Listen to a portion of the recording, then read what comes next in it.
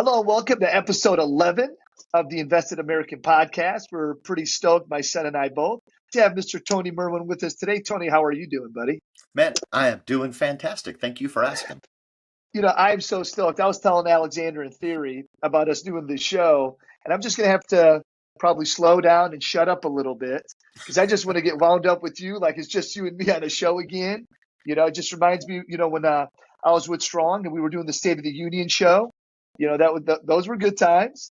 It Absolutely, was. man. We ran, probably 60, 70 episodes on that thing? I'm telling you, in a row, dude, we never missed a Thursday. And then when we travel, just always make sure while we had that show going, you know. Absolutely.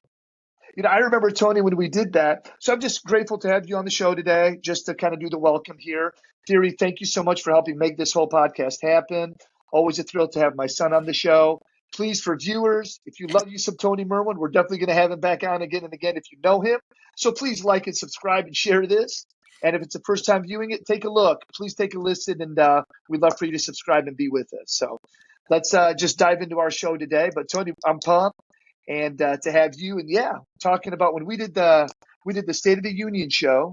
And besides that, we had another show that we were doing, a podcast. We had you on, we had your wife on, and I believe also your wife came on the State of the Union show. I think we had her on promoting her business on the State of the Union show one day. Maybe so. As well. Yeah, absolutely. And when we were doing that, Tony, Alexander at that time was more like 16 or 17.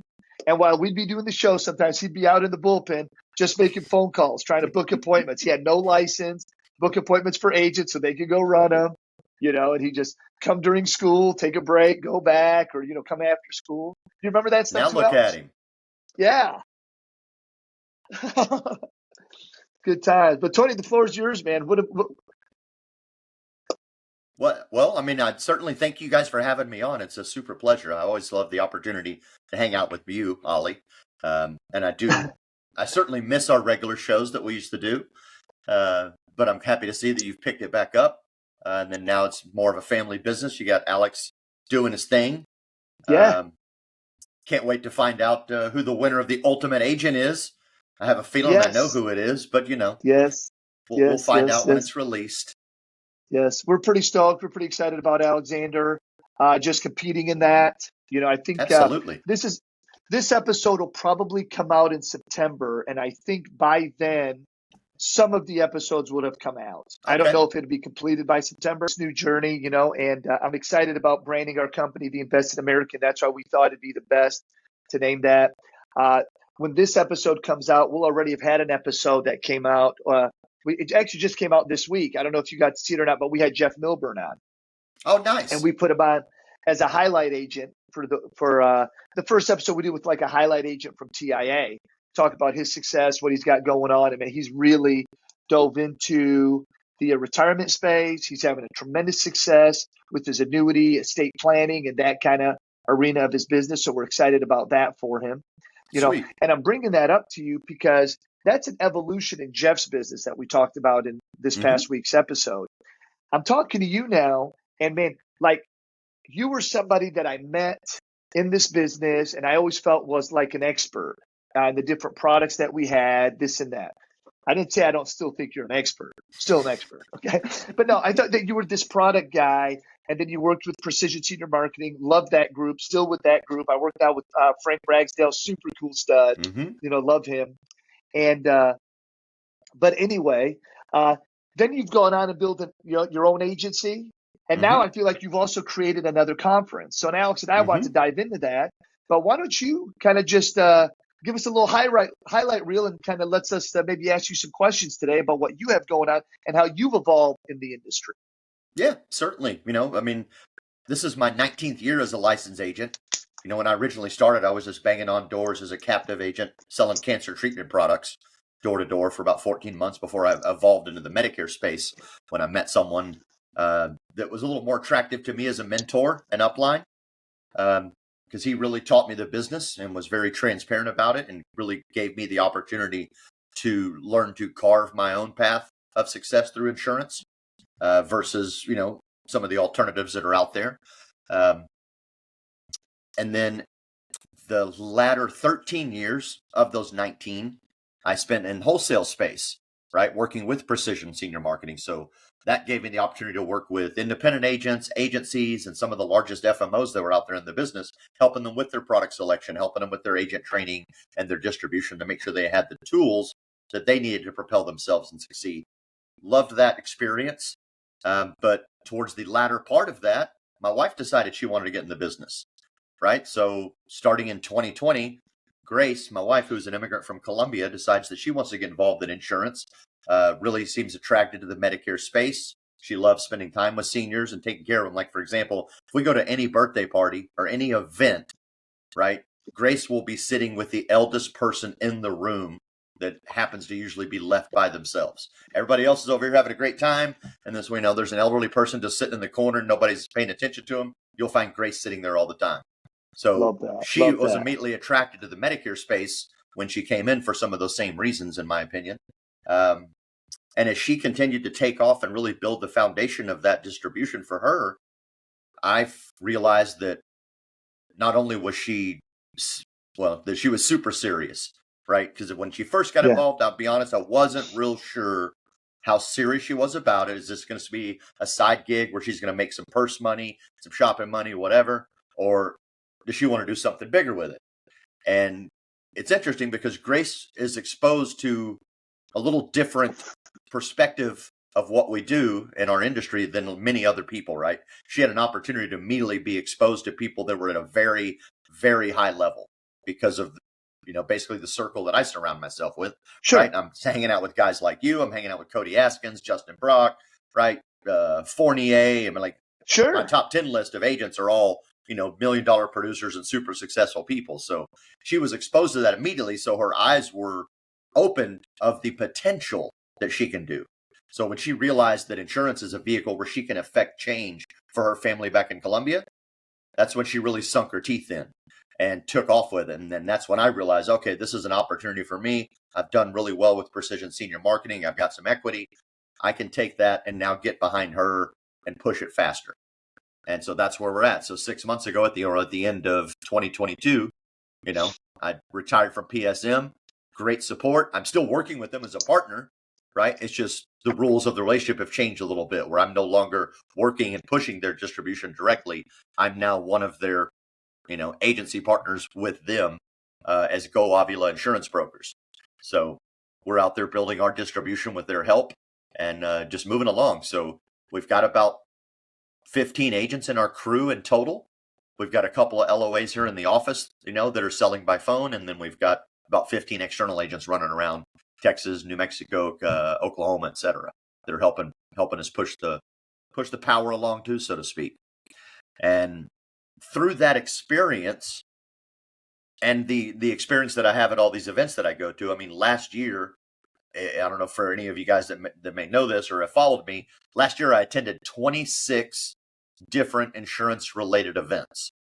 And I spoke at 22 of them, whether it be as the master of ceremonies, an MC, or just maybe one of the keynote speakers.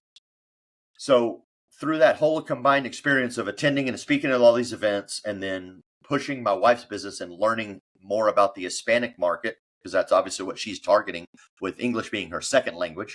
And so we're marketing everything that we do in Spanish.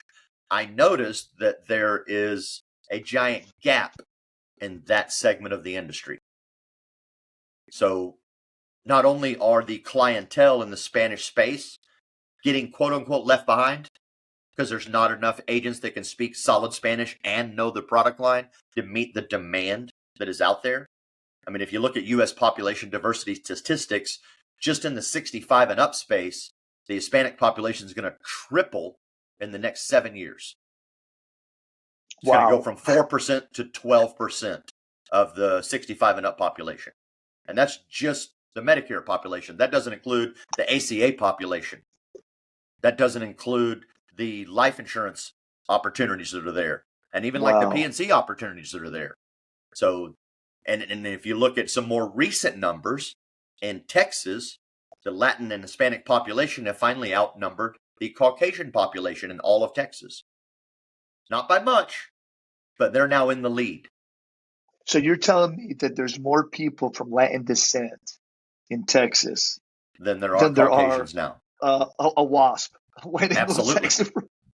Wow. 100% true. It's not Wow. by a huge margin, but they finally outrank But the us. shift's happened. Yeah, and I The don't think shift the happened. shift's And going to we all saw it change. coming. People have been talking about this for decades, right? Wow. And somebody talked about this at the conference that I'm about to mention, which is kind of where I'm headed with this. But Yes, so sir. I started seeing that need, obviously, in the client side. And then I realized that, well, it's also happening in the agent side, right? If there's no, if there's a bunch of clients that don't have the agents that they need to take care of them properly, right? So there's a huge demand from the market, from the clients. There's not enough agents to service them.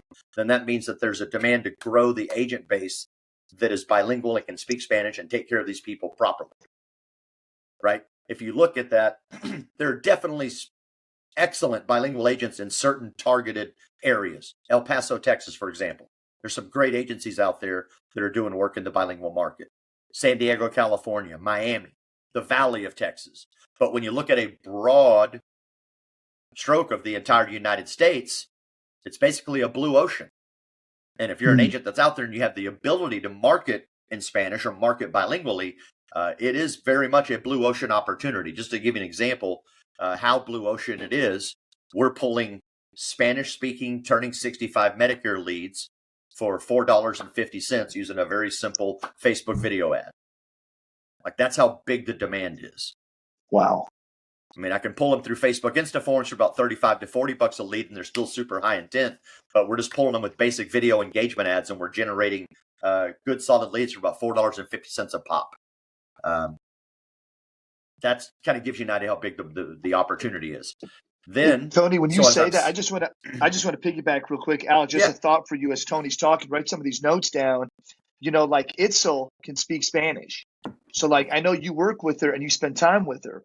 Well, what if you just followed on Tony's formula here? Now you're buying leads for $4.50 a pop that you and correct, Itzel now are like exclusively working. You're teaching her the business. She's going to be teaching you Spanish. correct, That'd be great. But I'm sorry, Tony, correct. please continue, buddy. This is good stuff. This is good stuff, man, for anyone in this market too. It's great. So concurrently through all of that experience, again, with these events, I'm seeing, or I saw in several different events, Hispanic folks sitting in the audience, but running a translator app so that they could better understand the information Yep. coming from stage. So I'm like, okay, so there's another gap in the marketplace.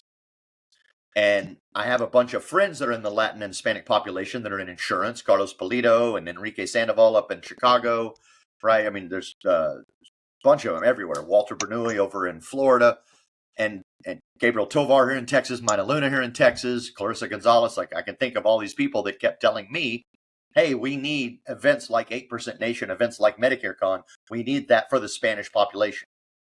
And I joke about it a little bit, excuse me, because like, why are you telling me? I'm not Latin. I'm not Right. Spanish. Go. I mean, I agree. You're right. You do need a Spanish-speaking event. That's great. So go run it. But it got to a point where nobody seemed to be executing on it. And so I finally decided that, well, if they're not going to execute themselves, then I will help them and push them a little harder. So I built a Facebook chat list of all of the people that I knew in the space that I looked at as successful, or at least working hard Perfect. and successful in the Spanish market, Hispanic market, Latin market, and started just going after it. It's like, who's ready to do this? And just kind of slowly narrowed it down until I found 5 solid individuals that were ready to be part of the organizational team of this event. And then we had a second outer ring of people that were like, look, I can't get involved in the organization of it, but we are absolutely there to support it, whether it's sponsored dollars, speaking time, whatever you need, just let us know. We got you. And then I got that circled down to about 15 total individuals between organization and speaker folks. And then we just, let's go.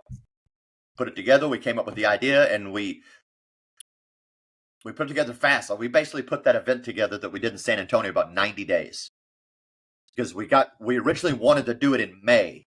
Like, that was the original goal, was to do it in May, but we couldn't get the hotel, we couldn't get the location because we were a little behind on our timeline of needing to lock. Because I mean, there's events everywhere, and these hotels get booked pretty quick. So we couldn't get a spot in May that we wanted to do it, and we knew we wanted to do it the first one in San Antonio. It just seemed like a perfect location.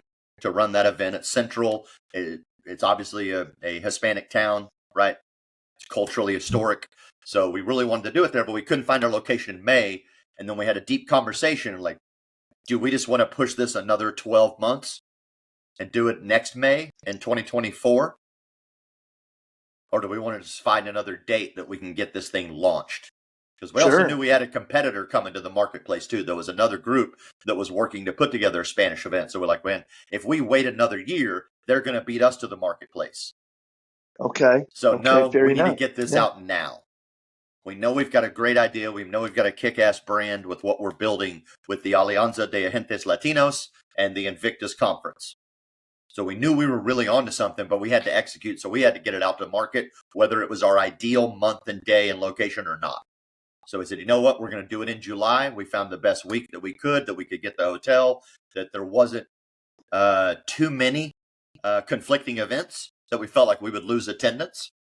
And next thing you know, we had 170 people show up at packed house in San Antonio, Texas this week. And we ran an awesome event with rave reviews. So it was truly an outstanding event. We did a 2.5-day event. So we had a Wednesday welcome party for everybody to come in and just kind of meet and greet and have a cocktail. And then we had, we picked up something from Justin Brock and his event. I like the way he eases into the schedule on kind of a rising curve. So he starts his event similarly. And we stole his, we basically copied his little startup identically, where you have a welcome social, but then the next day you start with breakout sessions first and keep it kind of fluid. And then you move into general session where everybody's all in the same room learning from main stage speakers. So the first day was kind of a half day where half of the days was breakout, split by a lunch. And then we had a half day general session. And then Friday was a full day in general session. We had, I think, 9 speakers come through on Friday. It was jam packed. One of the biggest compliments that we're getting, other than the quality of information that came from stage, was number one, the fact that there was no sales, no recruiting from main stage, period. Wasn't allowed, right? And that was, agents appreciated that, because in this day and age, agents are not hungry to walk into a room and it just be a constant recruiting or pitch fest to them. They don't mind being sold occasional if it's value-based items. Like there were some people selling some coaching programs. We were selling a seminar package, but we did those in the breakouts. They were soft sales. We gave them a ton of value.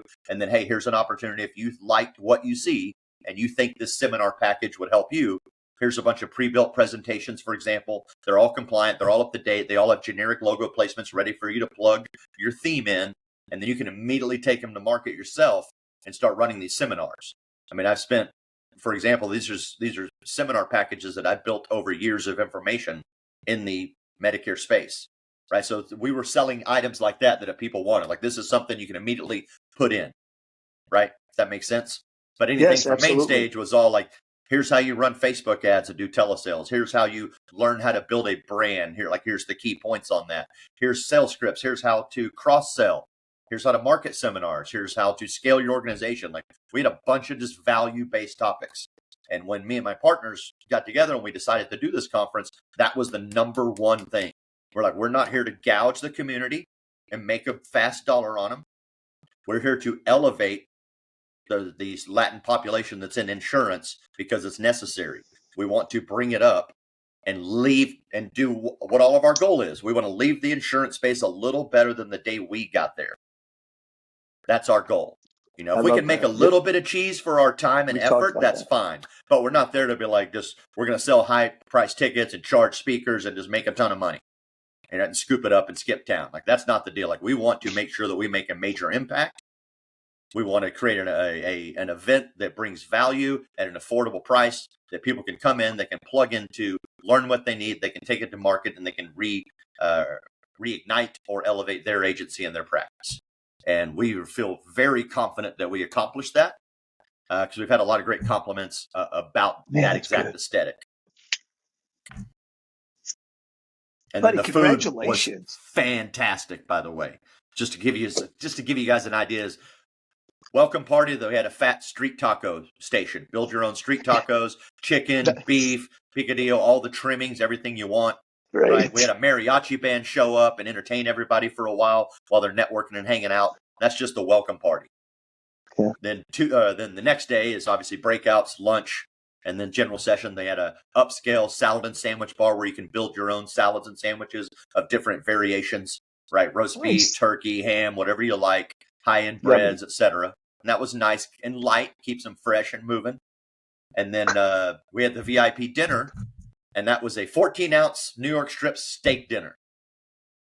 Open bar, all the trimmings. It was very nice. And it's funny because I've had hotel food before, and a lot of hotels do great food, and some it's like, it's just kind of mediocre, right? Mhm. Whatever. Got it. So when I saw the 14-ounce New York strip on the menu, I'm like, is it really going to be, right, a 14-ounce New York strip? Really? Like, is this really going to be that good? Because I'm a steak geek. Y'all seen that I've cooked food, and I don't mess Yes, around you are. when I cook. You are. But I was very pleased when I saw those dinner plates come out. Man, I'm talking, this thing was 1.5 inches thick, fat, Nice. came out. You could see people's eyes as they were sitting there receiving these steak dinners. They're like, holy crap, like, this is where it's at. Yes. And Love I'm that. a firm believer that the fastest way to someone's heart is definitely through their belly. Yes. So we I wanted to agree make with sure that that. our event attendees were well fed, well taken care of, and they felt pampered to some extent, right? Because if they're going to take Well time to invest nutrition. in their business, right, they're having to Yeah. spend money to travel, they're having to spend money for the hotel room, they have to spend money for a ticket. Like, if they're going to spend that kind of and take that time away from their business, Yes. right, then we want to make sure that they're rewarded for that. And one of the best ways we can reward them other than value content is make sure that they're very well fed. And then the last day lunch was a really fat Mexican buffet. Anything from ceviche to verde enchiladas to chicken and beef fajitas. Again, all the trimming, tres leches cake, churros. I mean, it was. I was going to ask. That's what I It was was going to ask. The tres outstanding, leches dude. cake. It was outstanding, and we had plenty of food to go around. So, those are some of the details that we really felt that we crushed in the event, and we could see because we got that feedback immediately. We still certainly had definitely some room for improvements. We had some tech problems. We had a few things happen. Of course. But dude, you get 170 people into a room like that over 2.5 days, like, you're going to have some little issues come up. One of the craziest ones was on the last day of the conference. I'm down to my second to last speaker. Like, he's one of our highlight speakers, is Alonzo Moran. Runs a huge, huge organization, and that's exactly what he was teaching on, scaling your organization through recruiting and how you learn to onboard and treat people properly and all that, so that you can grow an excellent organization. He was lighting it up on stage. He was killing it, and we purposely put him towards the end because we wanted to close really, really strong. And halfway through his talk, the fire alarm goes off in the hotel.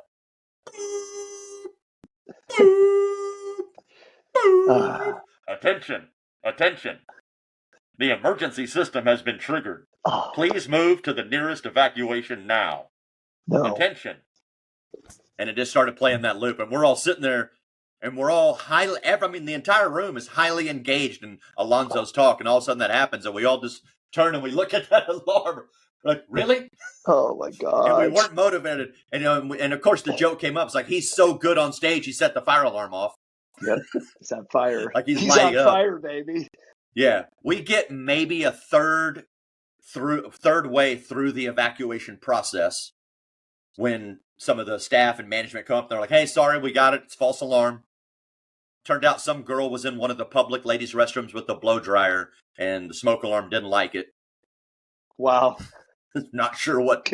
Okay, but we still managed to get we lost a couple of people during that, but we got the majority of people back into the room, finished Alonzo's talk, and then Eric closed us out with an excellent talk on using ChatGPT and learning how to be a really good prompt engineer, because that's the key. Like he said, look, you already have a bunch of titles, right? You're a Medicare advisor, you're an insurance agent, you're a broker, right? You're a marketer, you're this. He's like, I'm gonna give you one more new title you're gonna have to learn and put in your resume, and that is to be a prompt engineer. And then he taught us how to be a good prompt engineer, so that if we wanted to write content, there's no need to ever have writer's block anymore. And he gave us the exact format of how ChatGPT better recognizes what you're trying to tell it to do, so that you can better get the results you want. And it was eye-opening for a lot of us, and I heard him give that talk in English in a different event, and was super happy. Okay. So then he came and delivered in Spanish for us here. And just to kind of elaborate on that, a excellent prompt, right, for ChatGPT to give you what you want. It's just like creating a sentence. There's a certain structure to the way it wants to receive the prompt from you, right? Like if you're building a grammatically correct sentence, there's what? Subject, predicate, Yep. right? All Verb. there's that specific, right? There's that specific format that makes a proper sentence. So same thing. So ChatGPT wants you to tell it how to act. So act as a celebrity, act as Grant Cardone, right? Act as David Letterman and write me a top 10 list. Yeah. Something like People that. don't So understand. act as a Medicare advisor and write me a blog on Medicare Part A or something like that, and give it to me in PDF format. Or and where he really opened me up was much further. He was like, hey, and I can't remember the name that he used, but it's basically like, hey, act as Gary Vaynerchuk and write me a 12-week marketing series or email series that I can use to nurture my Medicare clients. Yep. And then it starts spitting it out.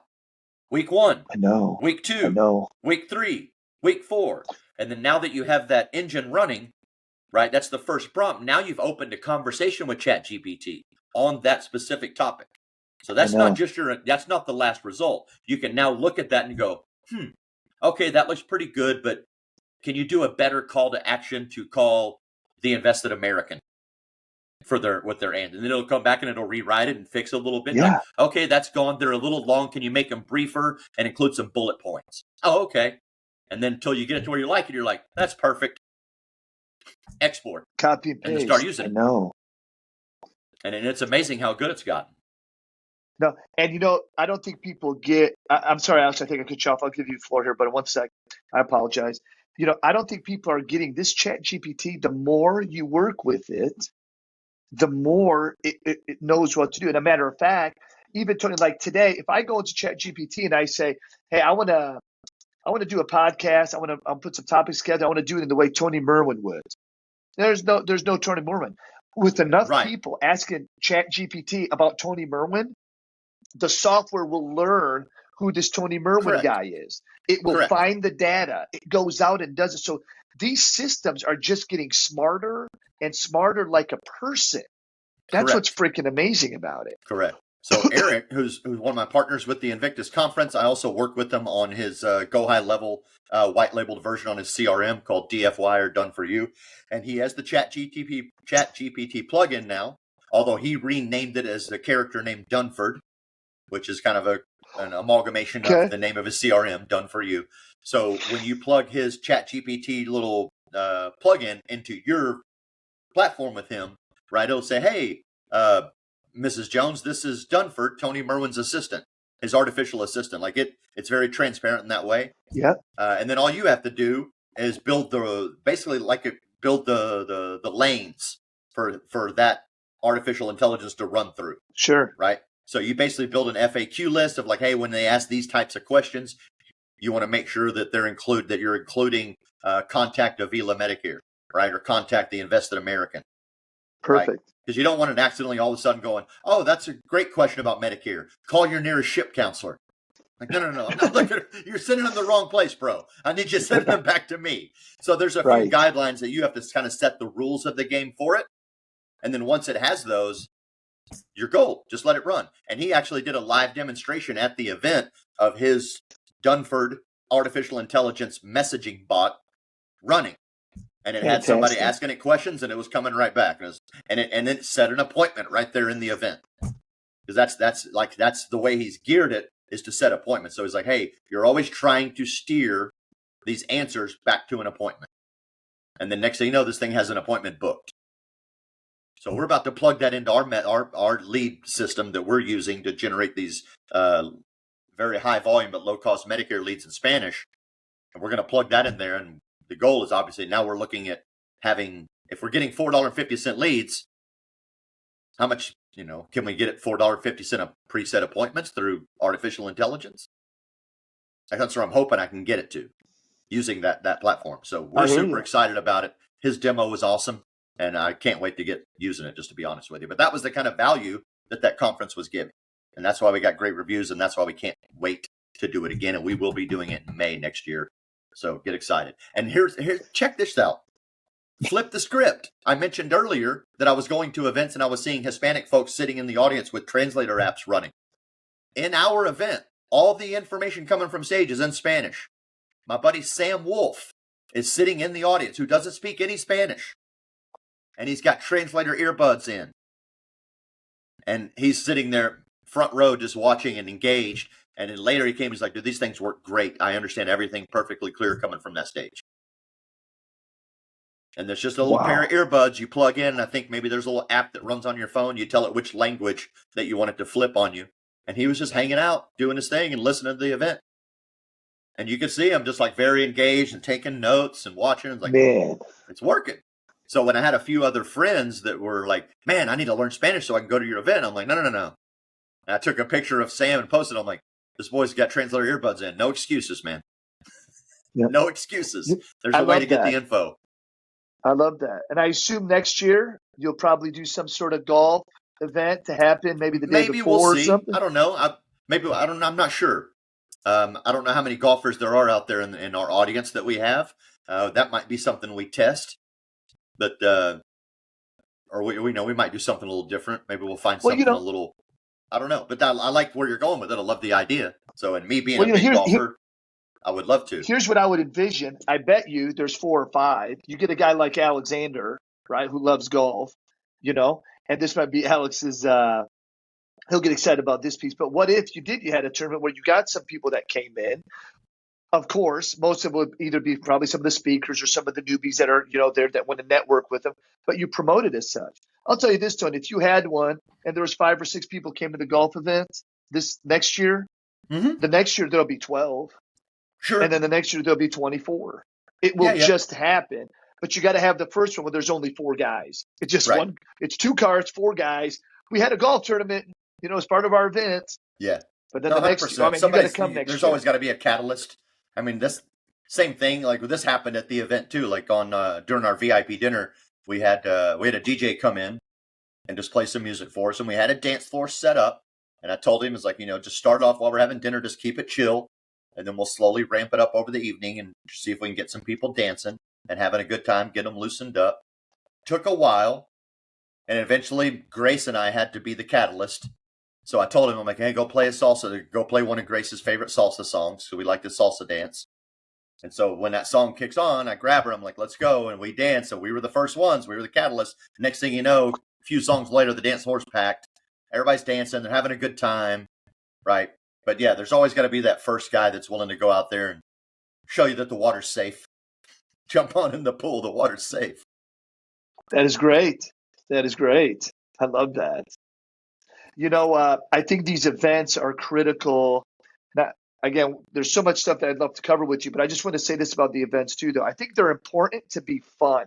So when I was bringing up the golf thing, it's because I believe that anything that can make the event fun. I know we got to work. It's not just a rah-rah session. But man, when people leave, they always leave and they say, now that I'm going to go back, I'm going to do this and this for my business. Correct. But when they go back and they tell their friends and family about the event, they talk about all the fun they had. Correct. That's where they go. And these events have to be fun while there's a bunch of stuff going on. Correct. Versus them just being fatiguing. We were training all day. It just took forever, Correct. That's why I think like SWAT. SWAT was great, right? You went to SWAT a bunch. Alexander was at Many SWAT. times. Alex, you want to talk about SWAT? 5 times I've been to SWAT. Yeah. Nate does an incredible that event's intense. It seems like it's all the time, every day when you're there. All the time, every day. Yeah. But he also had but he had events inside. He had events inside the event to make it fun. Like when I come back and I talk about some of the fun I had, it's like, man, we got to go next year. Man, that place is a good time. Correct. It is what it is. Correct. Think about it. If you want to create memories, or maybe say it this way, if you think about some of the memories that you have that are ingrained in your brain, the reason they're ingrained is because there was an emotional experience during that memory, during that event, whatever it was that happened that day. It was an emotional experience, and emotion is what generates and carves your memories into your neural path. I'm probably not using the right language there because, let's face it, I'm not a brain scientist, but that's a fact, right? Anytime you have a charged emotion, whether it's negative or positive, Anytime you have a very charged emotion, it's going to burn a memory that's much stronger. So if you can create those emotions for people during an event, right, where you can show them some fun, you can have a bunch of happiness or whatever, right? Or even maybe from stage, maybe you hit them hard with an inspiring talk that really just kind of hits them. Those create memories, and those memories are positive, hopefully. And that's what, again, is they're going to remember that when they think about that conference, like, man, it was so much fun. It was so exciting, right? It was so this. I have great memories of it because we were able to get their emotional, we were able to charge them emotionally, right? Yeah. Love that. Love that. That's a huge testament to you as well, that you know, have the mental wherewithal to set your ego aside. No, but you have the ability to put your ego aside and understand that now's the time to be a good student. These people are telling you these things for a reason, not because they're trying to be harsh or judge you. They're just like, look, these are things that, let's just face it, if you were doing it this way instead, you get better results. Go try it. And then you have the, again, the mental wherewithal to set your ego aside, take that information, absorb it, and then even more important, execute on it. Right. Right? Yes, sir. And the truth is, and it's unfortunate, but statistics show that only about 3 to 4% of people actually execute on the information that they receive. I know, man. So a lot of these, and I'm not trying to be harsh on anyone, and I know it has it's a lot of factors involved. You go to a conference, for an example, you go to an event, you learn all this information from stage. Unfortunately, our brain is only going to retain at best 7% of what we even got. 10% if we take time to write it down, is what studies show. But then you have to go execute on it. And a lot of people stop there. They'll write it all down. They're able to absorb about 10% of it at best if they're taking some notes. And especially if they never look at those notes again. And then only a smaller percentage are even going to go execute on it. So when you do go to these events, you have to do exactly what you just said, Alex. You got to put your ego aside, be a good student, take some notes, look for the items where you can make improvements in your business and execute on them. Test them out, try them, and then you go back and you research your notes again. Did I miss something about how I did that? Is there something else in there I need to also be doing? Okay, now let's go execute on that until you bleed those notes dry and that cup is empty again. And then all right, let's go to another event, find some new stuff that I can improve now and move it up another level. You guys know I'm a huge proponent of events. I mean, like I said earlier, I went to 26 of them last year. I firmly believe in the power of events because events, I should say, really changed the trajectory of where I'm now going in the insurance world. Yeah. Right. Well, but you're talking about your circle now, and I always tell obsessed with your success 100%, pillars. I always talk all about of those types of things. The circle. Right. So like one of the first events I went to was 8% Nation. I think it was 2018, if I remember correctly. And I went with a little bit of a skeptical mind because this was like insurance events. So we're always going to get in a room and get recruited. Is that what's going on here? Kind of thing. But no, I found a ton of value in it. Right. I found some inspiring speakers. I found people giving out value information. The networking was off the charts. I met people that changed my business. I met people that I could now surround myself with, where I could elevate my thought process. I could learn some applicable tactics that I can go back.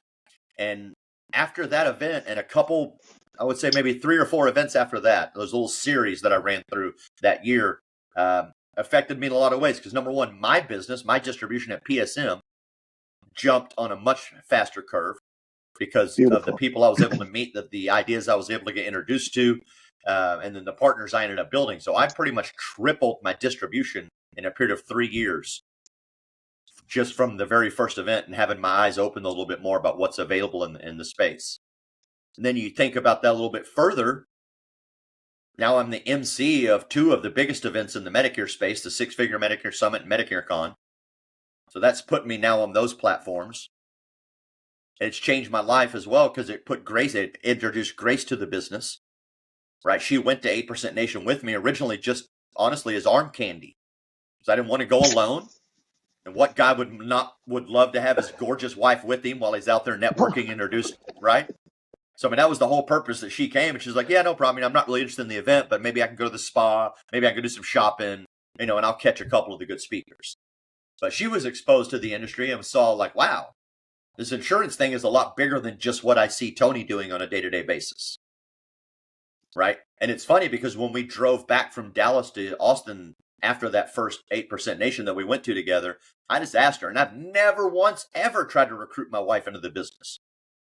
Never once. I just show it to her. I go do my thing. She was doing her thing as a Spanish immersion private teacher, etc. But we're driving back, and I asked her, I'm like, so again, I only asked her out of curiosity because I wanted to get an outsider's viewpoint of the experience we just went through at the event. And I just asked her, I'm like, so does any of what you witnessed make you want to get involved in insurance? And she immediately looked at me and was like, no, not at all. And I'm like, okay, interesting. She technically, I don't know if she purposely fibbed to me, because in the back of her mind, she was like, I'm coming back next year with my license. Because the very next year she's out there and she's like, yeah, boom. And she taps me on the shoulder, like, I'm getting my license. Right. And she's tied into events and been exposed to just a bigger perspective of the insurance industry. And then now you go look at what she's created with her brand at Avila in 3 short years, and damn, like events can really have the opportunity if you plug into them, if you learn, and if you execute. If you don't do those 3 things, then you're just there for the party. And hey, we appreciate you in attendance because you elevate the atmosphere, but you're shorting yourself if you're only there for the party. Yep. I love that. I firmly believe in the power of events.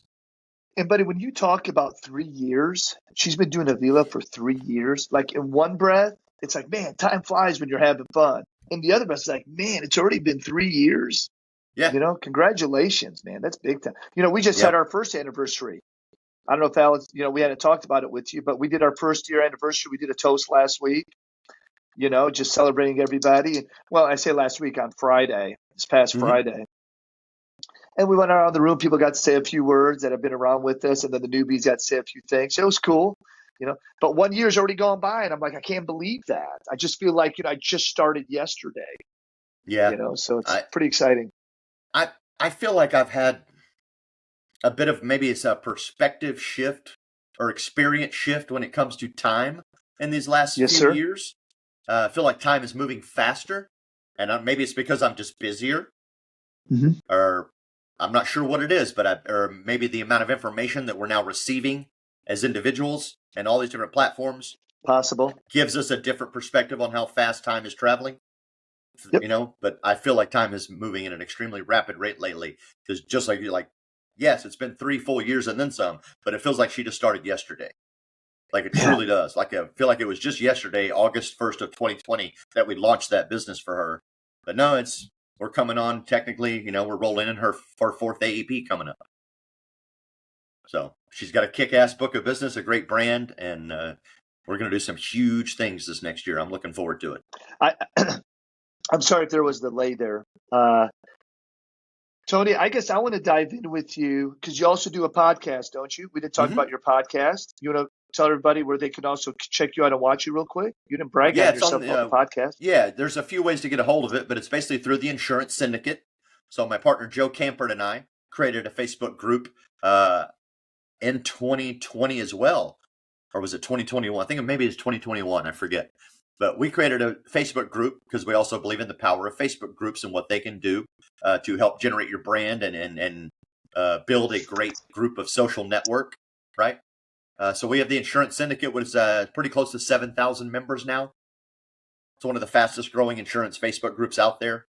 And it covers all lines of insurance. It's pretty P&C heavy, but we've definitely got some life people in there. We've definitely got some Medicare people in there.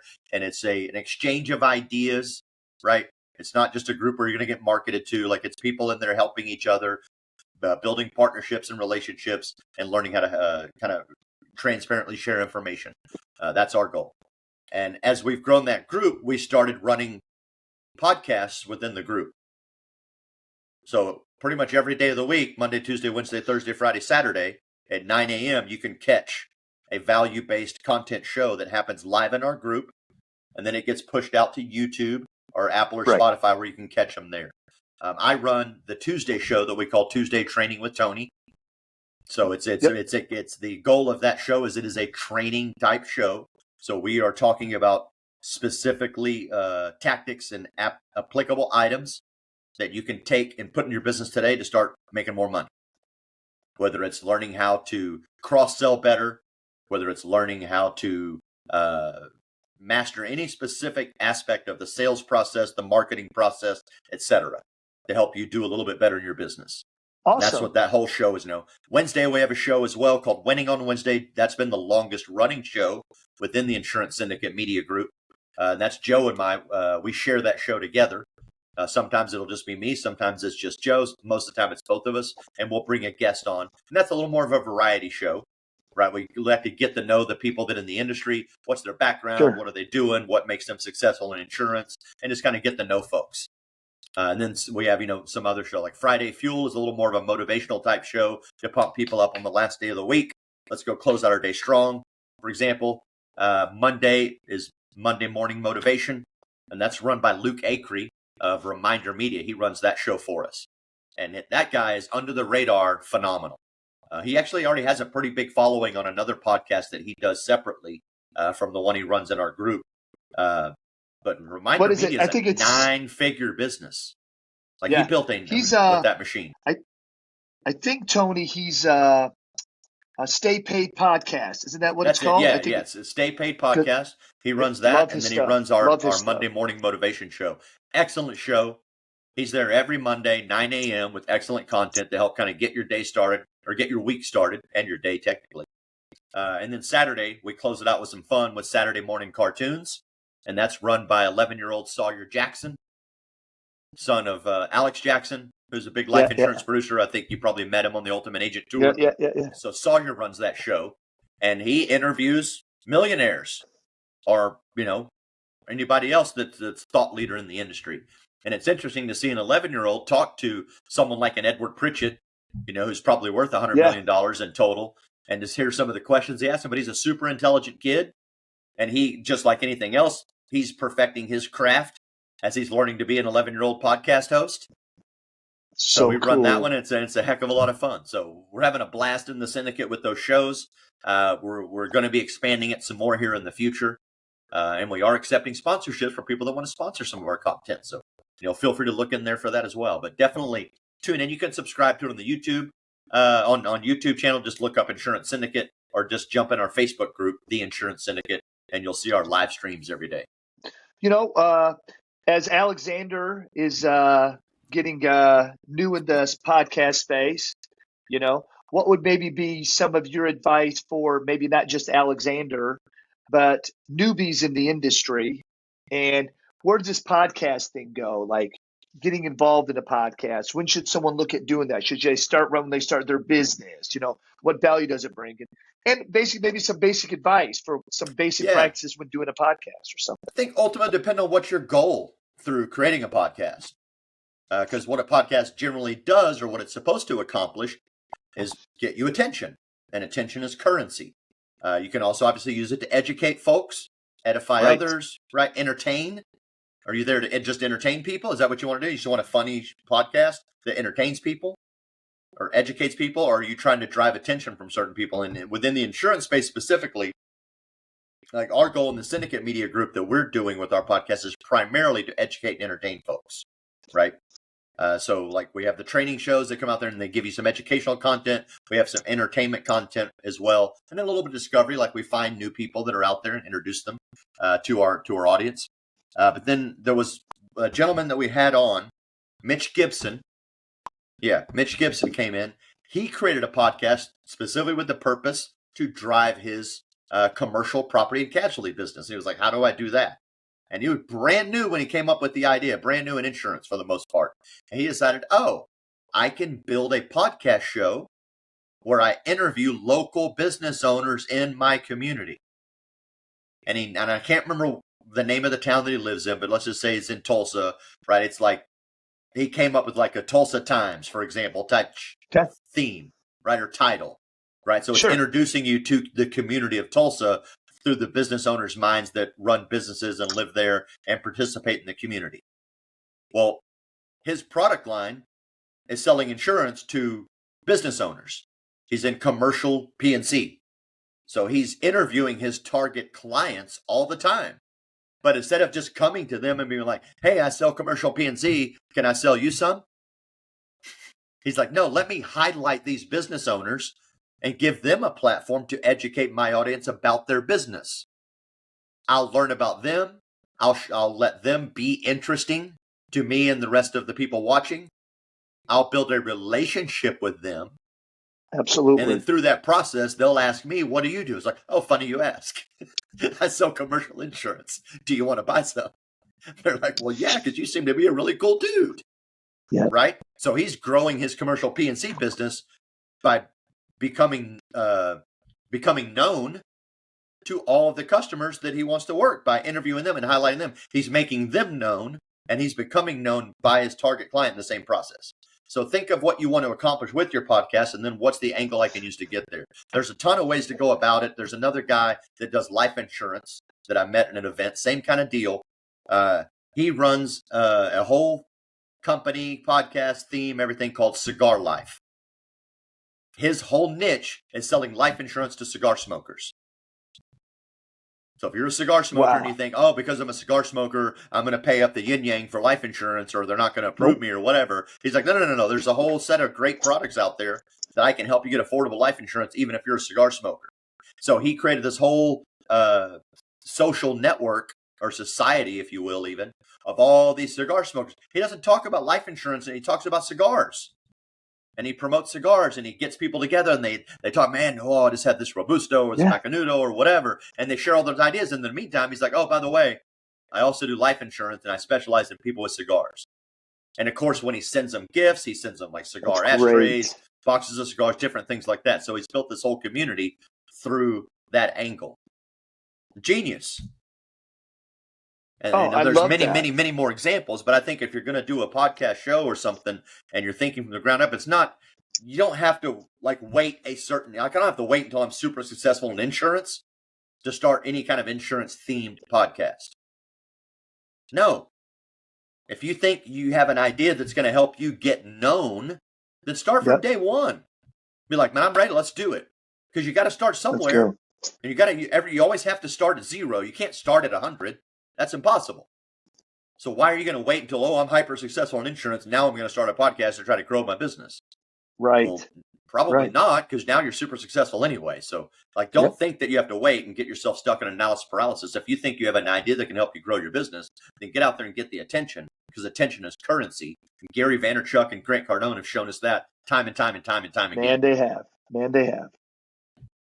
And if you're having trouble coming up with content ideas, ChatGPT. If you have writer's block and you're like, man, what do I want? What can I talk about today? I know. You're so right. Think about the industry that you work in, what you're an expert in. And if you have a little bit of writer's block and you're afraid, just go to ChatGPT and go, hey, I need, give me 4 great ideas for marketing life insurance to people that smoke cigars. And they'll go, oh, blip, blip, blip, blip, blip.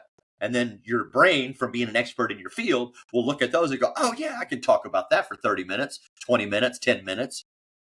Or I can bring this guest on and ask him questions derived from these content ideas and develop our content organically. I did it. We had a guest on Winning on Wednesday with me and Joe that is in web development and using artificial intelligence to help design websites. I don't know anything about that. I don't even know what questions to ask the dude. Right. So what did I do? I went to ChatGPT and I go, hey, act as Joe Rogan and write me 10 questions that you would ask an artificial intelligence web developer. And of course, it starts spitting them out. I'm like, oh, okay. And then now I can easily, and I didn't ask all 10. I think I picked 2 or 3, and then the whole conversation just organically developed. And I was able to have a seemingly intelligent conversation with someone that was way above my threshold of knowledge when it comes to AI and web development and using AI to help develop web.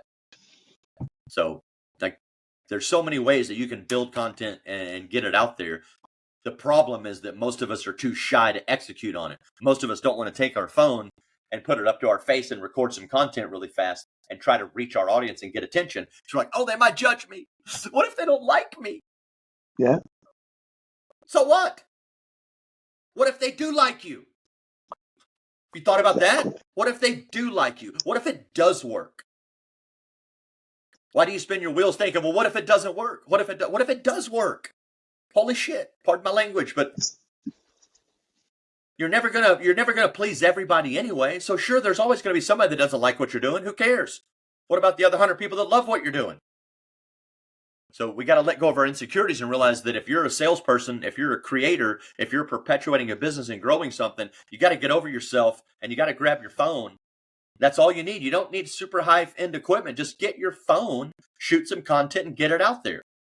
And start getting a following. Start generating attention. Because if you don't, you're going to get left behind from all the people that are doing it. Grace has proven that. Because I understood that concept from day one when she launched her business.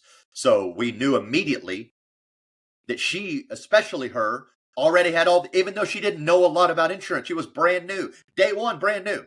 All she has is a license, some contracts, and some certifications. But she's already ahead of all of her clients because none of them are licensed, none of them have done AHIP, none of them have certifications. So in comparison to talking to one of her clients, she's already an expert, even though she still hadn't sold a policy. But I knew it for day one, and I knew she had all of the great elements to create great content and start driving her audience. So on day one, I'm giving her scripts and just having her hold her phone up and shoot live content immediately from day one. And it's okay. It's C+ content.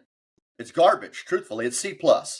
But we had to start somewhere with her to get her better and better and better so she can get to shooting A-rated content. But even at C+, we have 3 video ads running on Facebook right now with her, and it's her and a telephone.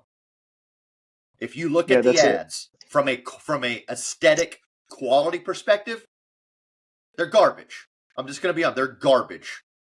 The phone's kind of tilted funny. It's a little off, right? Some of the things that she's trying to show in the camera, like, do you have Medicare? It's about that level of quality when it comes to content. But I'm driving $4.50 leads with it because we have the balls to put it out there, and nobody else is.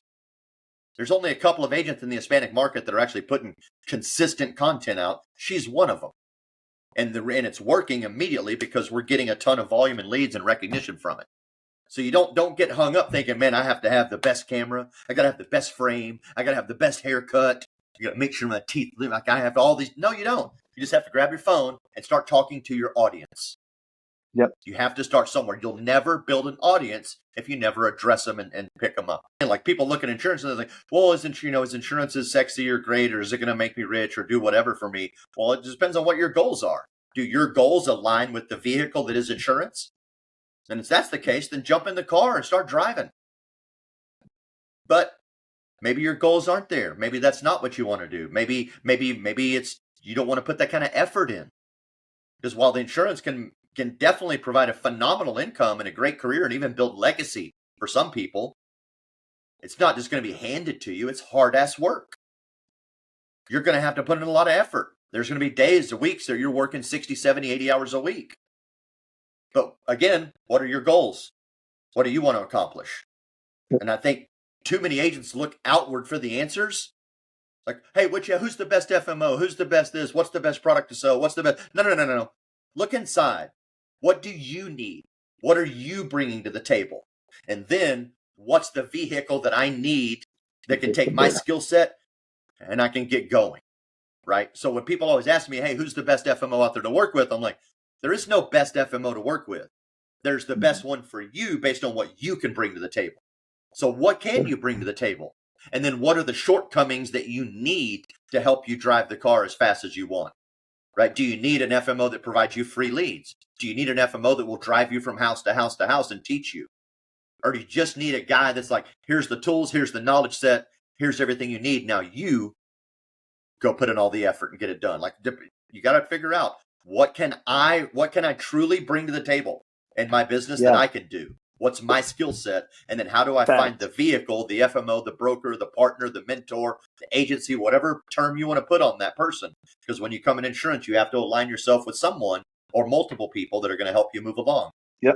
So start first internally, answer your own questions about what you want in life, what you're trying to accomplish, and then investigate the vehicle to see if it's the right car for you to be driving. Perfect. I love it. And then once you realize it is, then get in the damn car and go. Stop kicking the tires on it. Execution's the hardest thing for anybody to do, but internal investigation is hard for people too. And it takes a deep honesty. And a lot of us aren't willing to be honest when we look inside of ourselves and go, man, I have this skill set, but I really suck here and I suck here and I suck here. Yeah. a lot of times we get those things where we feel like, oh, it's just bad luck. It's just bad weather. I'm just one of those guys that nothing ever works out for me. Or I'm a victim, right? It was the bad Oh, upline. yeah. It was the bad leads. It was the bad this. Like, no. There's got to be some ownership in there somewhere. And I learned how to do this from playing poker. And this is going to sound silly. But if I wanted to get better at poker and actually learn how to win tournaments, learn how to win money, and actually be competitively good at it, I had to get brutally honest that it wasn't a bad turn of card that caused me to lose that pot. It was decision making in my thought process of playing the game. I'm not a victim that this dude sucked out and got lucky. I made bad choices that put my money at risk during the game.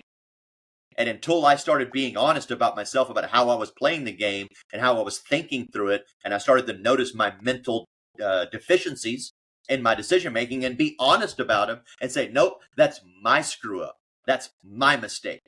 That's something I have to fix if I'm going to improve, and be brutally honest that there are some areas in my decision making that I suck at. And I will never improve if I'm not willing to own that, accept it. Also, be easy on yourself. I'm a loser because be like, okay, these are mistakes I'm making. So be a little nice to yourself and give yourself some love and some acceptance, and then go fix it. But it's hard for a lot of people to have that brutal honesty, and it's the same thing in sales. I didn't have a good day because the leads suck. Well, how many doors did you knock on? 6? When I was doing door to door, I was banging on 120 doors a day. I was talking to 100 people a day, just so I could find 1 or 2 that I could make my client. But I had to do that every single day. And I'd map, and I learned this from doing territorial outdoor sales. I'd map out my territory of 100, 120 homes, 150 homes, and then I'd just knock on that one. Nobody's home. Okay, go to the next one, knock on it. And I would sit there and I would work that 120 homes for 8 hours. A whole day. I just kept doing loops around it until when I looked at my sheet, 95% of the homes that were on the addresses that were on that sheet were blacked out because I had spoken to someone. There was maybe 3 to 5 houses where they either didn't answer the door or they're just out of town or whatever. But everybody else, I smothered that territory in that neighborhood, and I found the 2 people that wanted to be my friend and work with me. I didn't go knock on 6 and 6 people didn't answer the door. One dude slams the door. I'm like, well, this game sucks. Yep. Right? John Wetmore talks about it. He's like, I started insurance 3 times because the first time I started into it, I got my list. I made 5 calls and was like, these leads suck. And I quit. And then 6 months later, somebody else got in my face about insurance. And he's like, I did it again. I bought some leads, got involved. Like, these leads suck. Like, how many did you call? Like, I called like 7 of them. They all told me to go eat it. Until he finally found a mentor that was like, bro, you have to call all the leads. You can't just call the first 6. You got to call them all. Like somewhere in there is a pile, or somewhere in there is your friend. It's like a needle in a haystack. You just have to go on the scavenger hunt, work through all the leads, smother them, find the people in there that want to work with you. And then when you're brand new, it's especially that, because your skill set probably blows. Because you're brand new, you don't know what you don't know at this point. So you have to call every single leads and then some till you find your friends. And as you get better and better and better at your skills and your sales skills and your ability to contact people, well, then the number of leads you have to call will continue to shrink because you're going to get better at convincing people to be your friend, that you have what you need. And you can improve it's always a numbers game, but the goal is to improve your numbers as best you can. Learn to bring down your lead costs, learn to bring up your closing rate so that your cost per acquisition for every client comes down. But it's hard work in insurance, man. You're not going to sit on the couch and watch the application come through the mail slot while you're eating Cheerios, watching Gilligan's Island. It just don't work that way. You got to get out there and go find the business. And a lot of people just don't have what it takes. Just being flat honest. Or they have what it takes, but they don't have the courage to do it. Because they crumble in the face of rejection.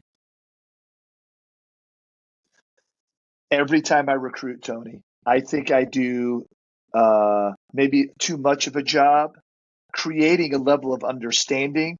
Coming on board with us, it might sound like all cool. You saw our website, or you heard about me, or you saw a TikTok and it looks fun, but all the work is not fun. As a matter of fact, some of it is nerve-wracking, frustrating. Your learning curve is going to be frustrating to you because it's never going to be fast enough. You're just going to have to be persistent and consistent, or else we don't need to do this business together.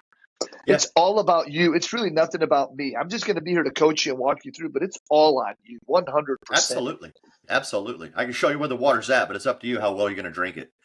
Man, I'm telling you. And that's true. And that's a flip side issue that happens in the insurance business. And in a lot of sales businesses, not just insurance. Right. Where the guy that introduced you to is like, dude, you're going to make millions. It's great. It's so phenomenal. Yeah. You're going to kill it. And that's it. And they don't go, oh, by the way, you're going to get the shit kicked out of you for about 6 months to 2 years before you really figure it out. Right? Recruiters, if you're recruiting in this industry, you have to be absolutely transparent with what their expectations need to be when they're new. Right? Like, I didn't bring my wife in the business and go like, man, it's so easy. You're just going to make so much money. Don't even worry about it. People are going to call you and beg you to write insurance for them. No, I gave her a list of 400 names and cold call. Gave her a script and like, so here's the game. You're going to call every number on that phone list. This is what you're going to say. Yep. And here's the bad news. Ain't nobody going to buy anything from you. You're not going to sell anything. I'm just telling you right now. You're not going to make a sale on this phone list. And she's like, well, why am I calling it? It's like, you're calling it because it's a training grounds, because I need you to get the marbles out of your mouth and learn what you need to say before my expensive $50 leads come in. And it's still going to take you a while to learn how to sell those. But this is for you to get beat up, get your nose bloodied a few times, have people hang up on you, have some people tell you to go F off, whatever it might be, and learn what rejection looks like, and the resilience skin that you need to put on to get through it. Love it. And then I'm out one Saturday hanging out with another agent. I get home. She's like, hey, I made a sale off that list. And I'm like, I told her she wasn't going to sell anything. And then she did. And she didn't even sell what she was speaking about. She sold, like, I gave her a Medicare script and was having her cold call Medicare supplement products. Right. And she ends up selling a cancer plan and a dental plan. I'm like, I didn't even give you a strip for those. Like, how'd you figure that out? She's like, I just put it all together. Yeah. So it snapped. Hey, Tony, she found someone that wanted to listen, found out what they needed, and wrote them. Hey, all that triggered me to say this to you. Alexander, I think you know, was Rookie Agent of the Year with United National Life. Yeah. We got to figure out how to get and Alexander's been tearing up UNL the last couple of months. We got to figure out how Alexander can somehow train some of your crew and get that content in Spanish. I'm telling you, if you talk to Alex, if you guys have set up a separate call, if you talk to Alex about the UNL products, just have him talk to you about why he sells the different ones. Just listen to him to talk. It'll cause you to say, all right, man, let me, maybe I can get some, because I'm telling you, you'll make sales. Maybe we got to talk to them too. Yeah. We're building our bundle packages as we speak. UNL is a big part of that, or will be, among other carriers, but that's one of them that we like that we'll be using.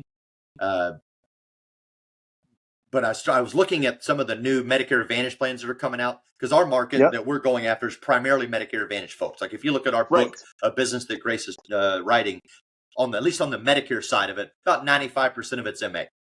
Right. We're still educating them on MedSup, and we're still pushing MedSup as well, and we are still writing it. But 95% of the folks that we're working with, they choose the MA route. They like the way it looks. They enjoy it.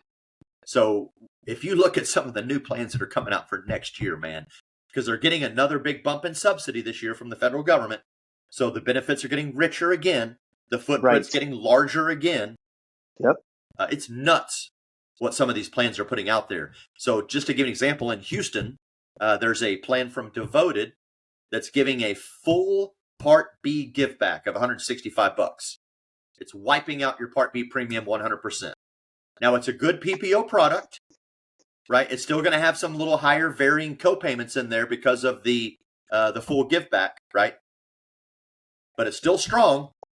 But what that allows me to do is show them how I can create a more robust health plan by bundling in a UNL home health care product with the cancer rider, right? Another critical illness product. I can bundle that in with the Devoted product, a home health care product, and cancer insurance, and still save them $65 a month on their Part B. And they have a true, solid, holistic health plan. They have their major medical piece taken care of. They've got the home healthcare side of it for when larger tragedies strike, and then they have critical illness for catastrophic problems. Because it's not a matter of if you get cancer, heart, and stroke after 65. It's a matter of when. When. It really is. And if you're an agent out there listening and you're really like, is. hey, do you want some cancer insurance if cancer ever happens? No, it's like, hey, I want to make sure you're covered when cancer, heart, and stroke affects you and your family. Stop using the word if you're selling stuff out there. It's when. Yeah, it's that. If you choose to do business with me, this is how it goes. No. When you're working with me, this is how the experience is. Sorry. No. Yeah, I think too that people need to realize, when they're saying now that cancer is becoming a bigger killer of our population than ever before. I've heard stats like that. Well, that's because we're living longer. Yes. To your point, to everything we're talking about. But, I mean, I run appointments. I still run appointments every week at some point. And it's crazy to me when I get in front of someone in their 80s today, like how sharp and alert some of these 80-year-olds are versus just 12, 13 years ago when I first got involved in the business and I was out in the field. When I got with an 80-year-old, I don't think there were any exceptions. Everybody needed help at 80. But I'm telling you, there are people that I'm having like conversations, investment meetings with people, and they're just alert. They're sharp. They're aware. They know the rules. It's awesome. But we're living longer, Yeah, it's a twofold problem. Number one, we're living longer. And then a large chunk of us are living unhealthier too than we have been in the past. So yeah, cancer is going up. I'm trying to pull up a presentation that I gave. I'm having trouble finding it at the moment because I wanted to rattle off some statistics for you on that. Because I did a big, I've been coaching a CE class at some of the different NABIP chapters, right? Used to be NAHU, National Association of Health Underwriters. Now they call it NABIP. I remember. It's a mouthful, the National Association of Benefits and Insurance Professionals. But it's called the Future of Medicare. But what it really goes over is basically the trends in the population trends, technology trends, and critical illness trends that are coming in the future years, right? So that we can so that agents can get a better understanding of what their client avatar is going to look like 10 years from now versus what it looks like now.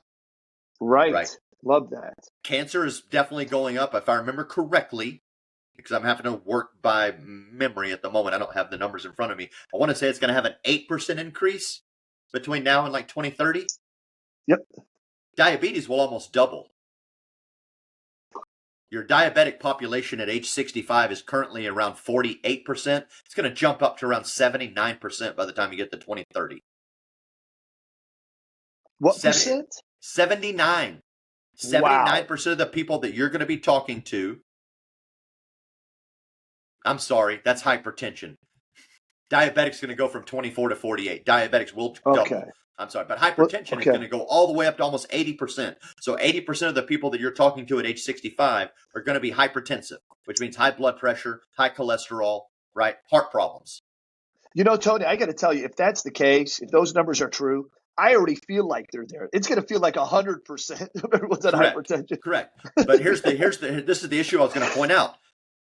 Then diabetes is going to go from about 24% to 48%. 48. So half of your target market at age 65 is going to be diabetic, and 80% of them hypertensive.